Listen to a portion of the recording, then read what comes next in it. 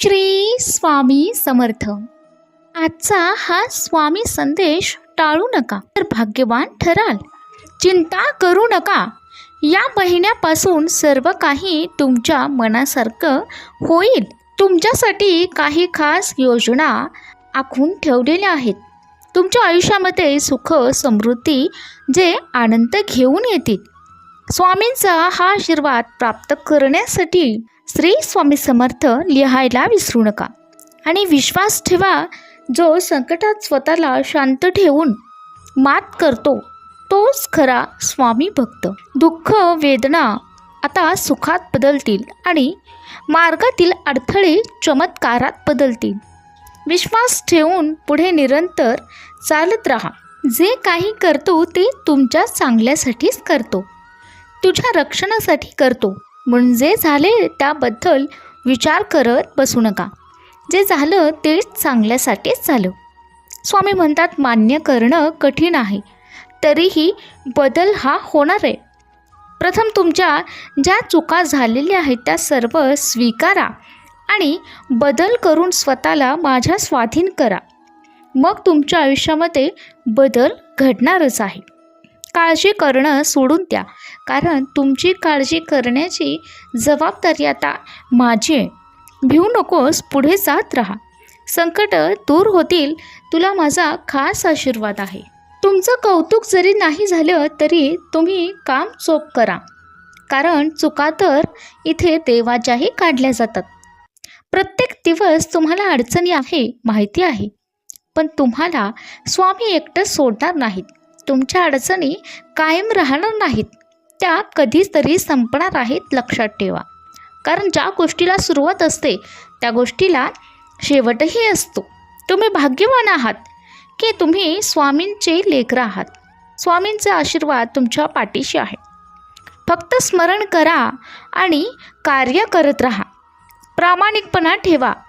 तुझा समजूतदारपणा हा तुझ्या वयापेक्षाही मोठा आहे. कायम असाच राहा आणि येणारा प्रत्येक क्षण तुझ्या आयुष्यामध्ये आनंद घेऊन येणार आहे. तुमच्या मनामध्ये सुख आणि दुःख या रूपामध्ये दोन वृक्ष आहेत. ज्या वृक्षाला तुम्ही जास्त खतपाणी घालणार तेच वृक्ष जास्त जोरात वाढणार आहे. मग तुम्ही ठरवा तुम्हाला कोणत्या वृक्षाला खतपाणी घालायचं आहे.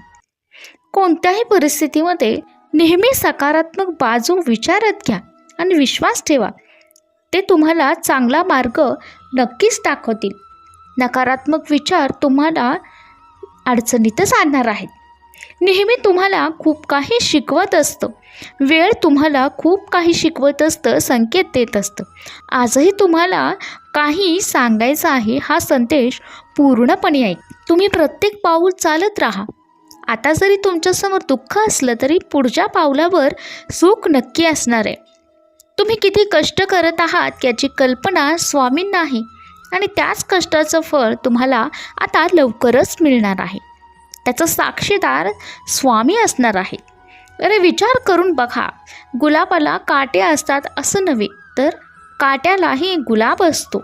हा विचारच तुम्हाला किती आनंद देऊन जातो.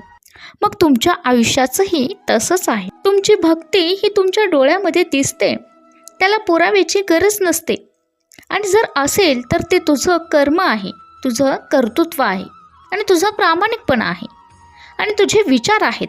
कष्टाचा एक दिवा जरी लावला तर त्याच्या प्रकाशाने तुझं संपूर्ण आयुष्य उजळून जाणार आहे, हे लक्षात घे. एकमेकांच्या चुका कुरघोडी काढण्यामध्ये, एकमेकांवर दोषारोप करत राहण्यावर लक्ष केंद्रित करून तुझं आयुष्य तू नुकसान करत आहेस. तुझ्या आयुष्यातला बहुमूल्य वेळ तू वाया घालवत आहेस. त्यामुळे एकमेकांच्या कुरघोडी करणं, एकमेकांवर दोषारोप करणे आणि एकमेकांच्या चुका काढणे यापेक्षा स्वतःच्या चुकांवरती, स्वतःच्या कमीपणातल्या गोष्टींवरती लक्ष देऊन स्वतःला घडवण्यात लक्ष दिलं, लक्ष केंद्रित केलं तर निश्चितच आयुष्यामध्ये बदल घडत असतो. आपण कुठे चुकलो हे आपण शोधायला हवं, ना की दुसरे कुठे चुकतात हे आपण पाहायला हवं. याचा विचार तुम्हालाच करायचा आहे. एक विचारच तुम्हाला तुमचं मार्ग बदलू शकतं आणि तुम्हाला पुढे जाण्यासाठी प्रेरणा देऊ शकतं, हे लक्षात घ्या. स्वामी तुमची प्रेरणा निश्चितच आहेत. निश्चितच तुम्हाला ते पावलोपावली पाठीशी राहतील. पण तुम्हालाही तुमचा कर्तृत्वाचा काहीसा भाग या मार्गावरती द्यायचा आहे आणि स्वामींना त्याची निश्चिती द्यायची आहे की तुम्ही कर्तृत्वापासून दूर हटणार नाही आणि तुमचा विश्वास आणि निश्चय अढळ राहणार आहे.